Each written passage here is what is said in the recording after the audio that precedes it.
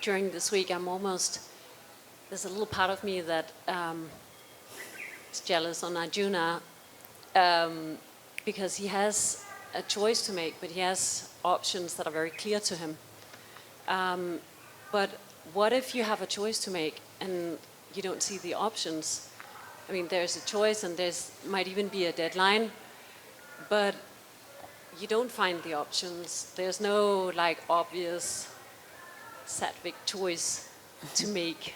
And you may sit and meditate on it, but then a deadline comes. What do you do? Do you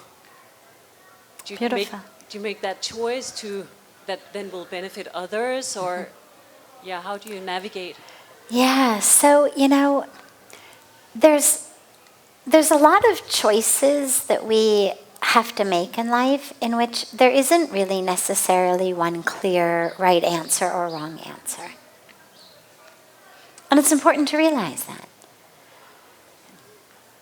On a practical and pragmatic level, what I would say is you begin with what is the ripple impact of both options. And you look at the ripple impact on your life, on the lives of others, on the lives of the world. Simple thing, you go to a store, you're looking to buy a bottle of shampoo. 50 options. Well, which one's organic? Which one's fair trade? Which one's made not tested on animals?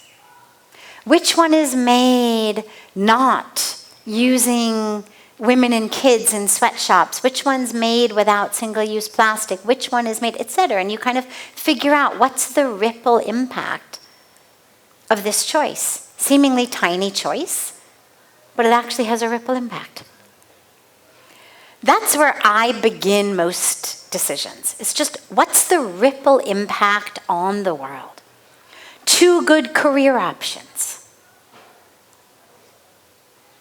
Both are going to give me money, both are going to, what to do? Well, does one have a greater ripple impact of good on the planet? If it does, by all means, go with that one. But sometimes, again, there isn't clear. So we start there, and then I would go the next level.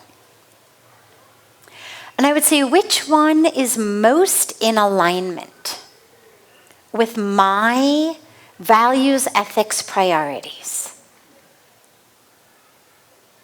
Which one has principles, aims, objectives, missions most in alignment with me? And again, this works well if you're looking at a job or a spouse or, things like that. But there may be decisions where, again, both options are really in alignment. And then you go deeper. And you meditate. You put a hand on your gut. And what I love to do is I love to picture myself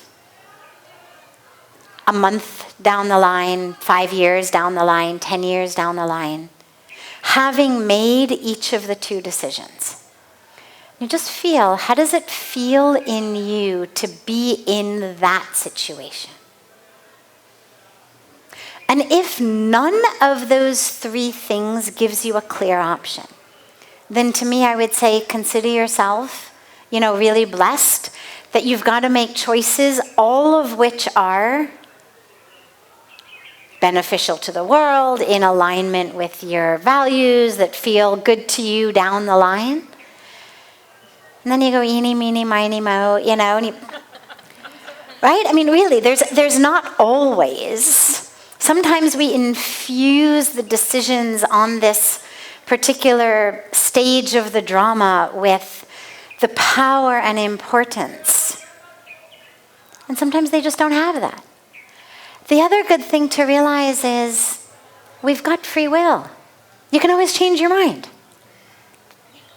Make a decision. If you decide you made the wrong one, fix it. But move forward. Don't stagnate. Stagnant waters where disease brews. Here in India, we learned that.